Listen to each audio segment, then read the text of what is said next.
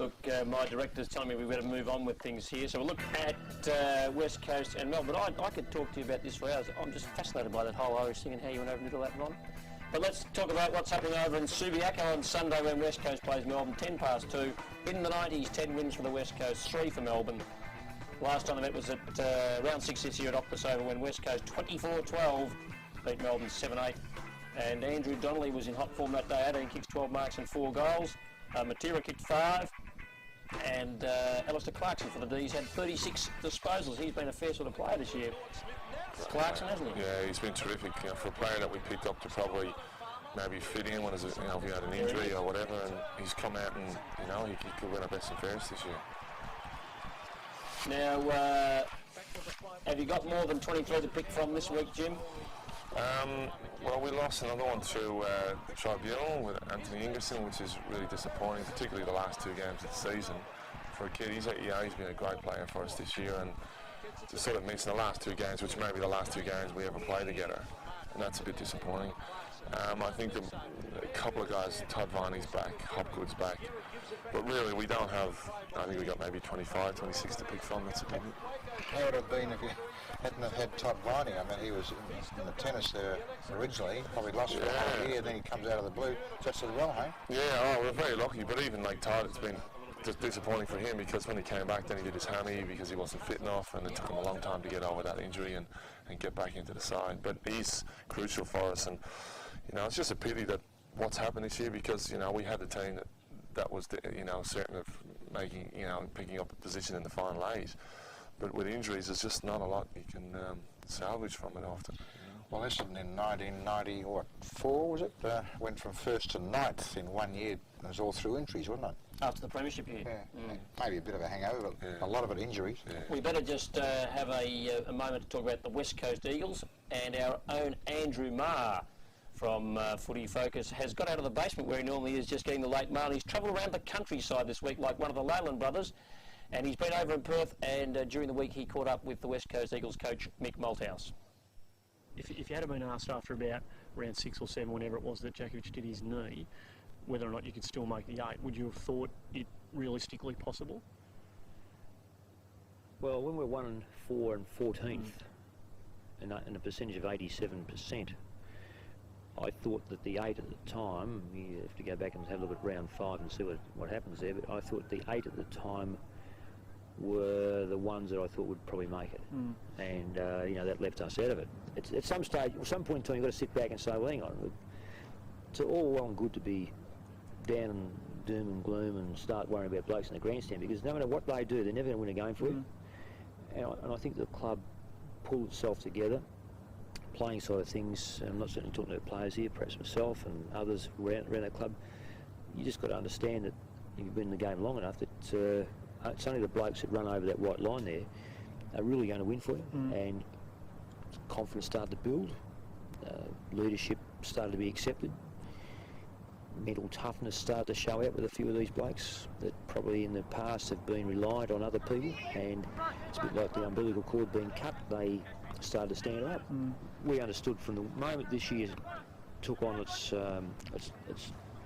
first game that was always going to be a difficult year and a transitional year. Now, we have not changed from that. See, well, everyone says, oh, no, you're only joking about transitional year. People do think that was a big con. Well, yeah. I find that very difficult to do on TV. Yeah. I never confuse me with being an actor, because that could never be the case.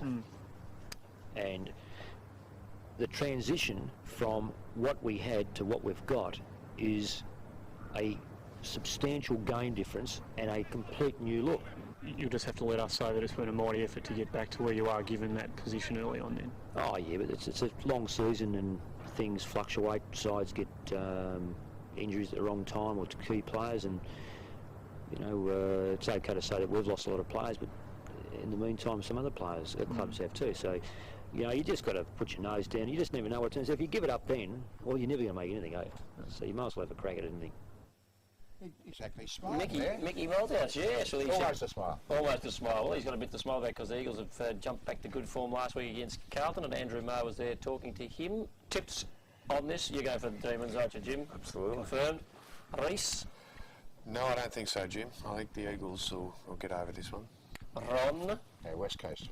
and West Coast for mine as well. Let's go to our next game for discussion now, and this is Richmond and Fitzroy, and they're playing at the MCG at 2:10 on Sunday, and in brackets it says live, which means live here on Optus. In the 90s, Richmond 7 wins, Fitzroy 4. Last time they played was in round 6 this year at Whitten Oval, when Richmond 23-16 beat Fitzroy 9-8. Miranda had 26 disposals, Campbell 28, and the boy Richardson kicked 7 goals. And of course this is the last game in Victoria for Fitzroy. And they're going to make a big deal of it, or try to, aren't they? But I just wonder how many Fitzroy supporters will come out and have the positive view of the demise. Farewell them in good spirit. Yeah, I just wonder if that's possible. You'd be feeling a bit down. You might. So I just hope that all the fans do, because it's certainly a better way to be positive and just go home and lock yourself in your room. It was very disappointing last week to read about their own supporters giving them a hard time for players, betraying players, because they got no control. It's like ourselves. You've got no very little control about your future. Players have been through hell, haven't they? And playing and losing it every week, and it's just really difficult. And people leaving and moving away, and being told, okay, this is your future. It's very difficult. Well, just before we get some tips from you on this game, we better throw to a story that Rob Garlard's done for us during the week about Justin Charles, the Richmond ruckman, who has taken the number 1 position off the veteran Greg Deere. And of course, Justin Charles is a former baseball star before going to the top of the ranks in footy. Up towards half forward. The baseballer, Charles, inside ruckman 50. Justin Charles showed in the latter part of the 95 season he had what it takes to become a regular in Richmond's senior lineup. He's the first to admit his time at Footscray yielded little, but a reluctance to play him in the seniors saw him turn his back on footy. I probably didn't help it myself with my form at the time, but when I did get my chance, I probably really didn't grab it, and they saw fit to want to trade me, and I didn't think that was on, so I went and played baseball. Charles has taken the number 1 ruck spot at Punt Road from veteran Greg Deere, and isn't ashamed to admit he's modelled himself on Geelong's laconic ruckman John Barnes. It's a good mobile ruckman, gets a lot of touches around the ground, and he's pretty effective against the taller ruckman as well. So me not being overly tall, I'd be crazy if I didn't, follow suit of someone of his calibre. The Tigers have made life hard for themselves this season. Last week against Geelong it was the old eye of the Tiger that reappeared. But where has it been all year? They've lost the tight ones that they won last year. But that is no reflection on coach Robert Walls. The players blame themselves. We cooked our own goose, so to speak. We could have been right up there, third or second or third. And whereas last year we won most of our close games, we lost them this year, and we've really only got ourselves to blame for that. Best on-ground performances have been regular with Charles, and along with teammate Mark Miranda, the two have lifted their work rate on game day, and a solid pre-season has seen their efforts rewarded. A good preparation is for a long season is just paramount. You can't overestimate the need for a good solid pre-season, and just the stuff that you can do in pre-season that you can't do during the season, you can just gain a lot of ground. A bit of nostalgia Sunday at the MCG. Fitzroy played their last game as the Lions in the AFL. Not long ago it was Richmond fighting for their survival. No doubt the Lions will want to finish on a high. No doubt the Tigers want to get on top early, as the 8 is still in their sights. Battle-scarred with a bent nose and black eyes, Justin Charles has come under notice from opposition ruckmen. But when you're hot, that's the price you sometimes have to pay. Yeah, and probably watching the ball a bit too much and running into a few elbows. I suppose, when you're getting a bit of a kick, people start to gun for you a bit, but, that's all compliments, I suppose. Rob Gardner there with Justin Charles, who has been going very nicely in the ruck.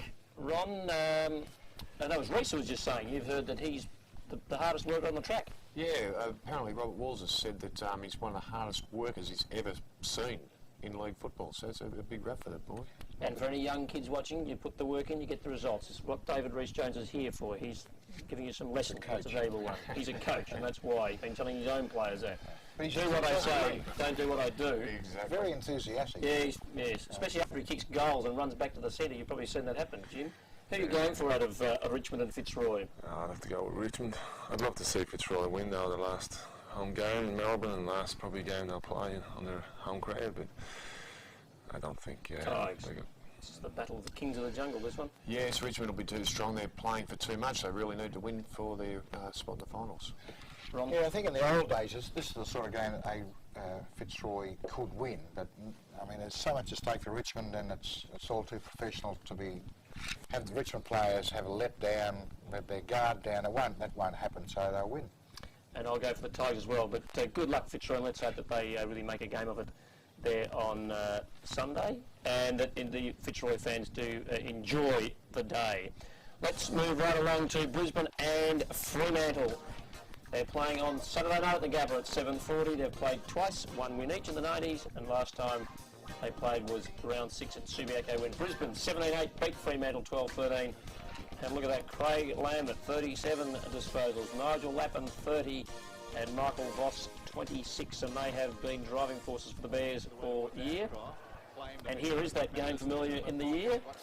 In fact, this is when the Bears won both times they visited Perth earlier in the year. I think one thing Brisbane can match them with is pace. They've got the nippy little blokes.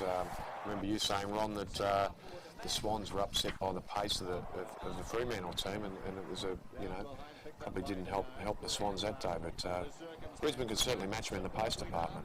Yeah, they are a good side. They've got some very good players coming back in the back. I mean, Lynch, Chris Scott. Well, Scott. I just think that the teams that Fremantle are worried about are slower teams in the competition. Yeah, well, And Bartlett. we played them last week, played 3-0. I can't see them being too much of a problem for Brisbane. Brisbane are pretty tough this year, and they're very, very good side, very strong. Who's the best team you've played? This year?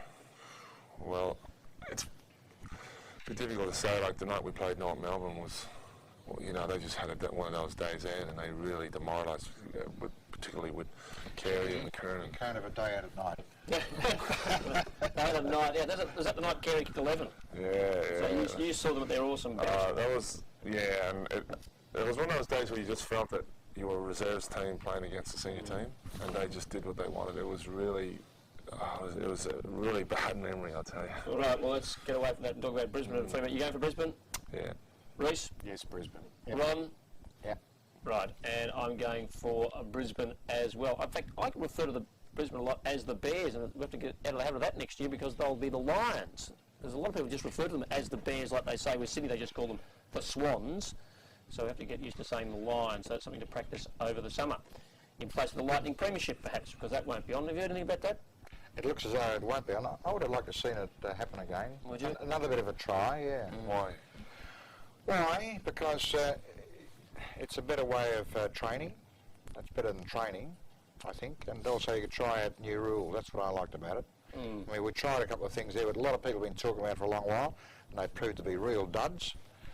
So... Well, one rule we've got here on Footy Focus is I'm in charge, and my director is telling me in my earpiece that anyway, Jim, thank you for that guidance because, look, the competition has received a response which is unprecedented in Optus Vision competition history. Is that because it's the first competition?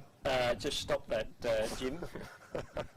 We've had a lot of competitions, and this is the best. So, thanks for coming in. Oh, I've got a question, a very important question for Jim. One quick question. Quickly, what are you going to do when you finish football in Australia, like AFL football? Well, I haven't come to that point in my career just yet, Ron, and I don't know, but I do a lot of work with youth, so whatever it'll be, it'll have a big role will be played. You haven't married an Aussie girl yet, though, have you? No. We'll fix that. I'm just checking these things out. Look, we've got plenty more time to ask Jim some more questions after the break. Jim's sticking around here on Footy Focus. Later on in the show, Mark Harvey will be joining us from Essendon. But as I said, Jim's sticking around. We're taking a break. Back with more Footy Focus.